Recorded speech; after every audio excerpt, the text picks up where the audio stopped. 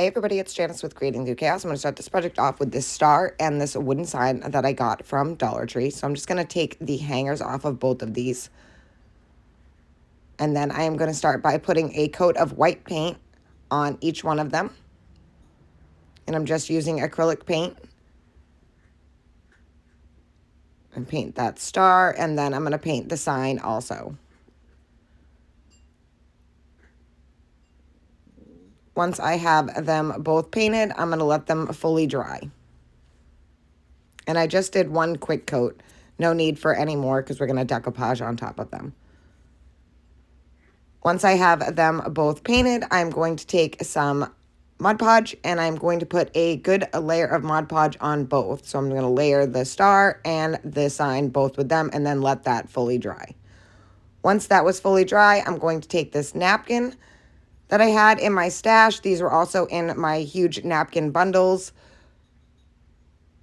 And I'm just going to lay it down and kind of decide where I want it. I'm going to cut off this end piece here so that I don't attach that, and I can use that on another project.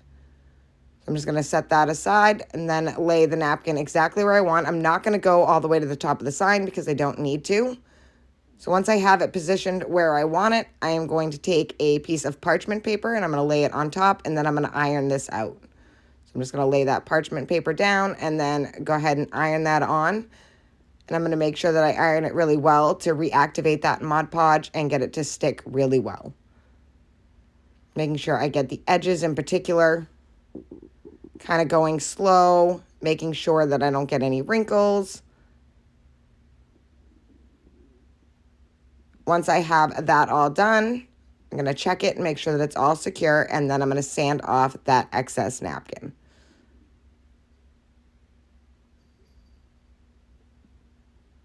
And again, I can save these pieces and use them in another project.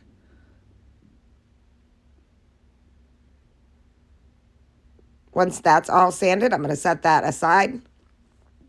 And then I'm going to do the same with the star. I'm going to take this other napkin that I have. This was also in that huge Patriotic napkin bundle that I had.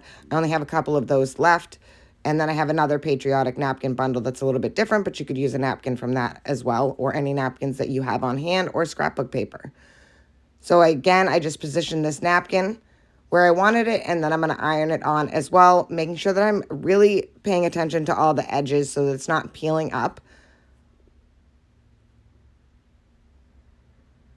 Just get that really, really well, making sure I fully adhere that Mod Podge.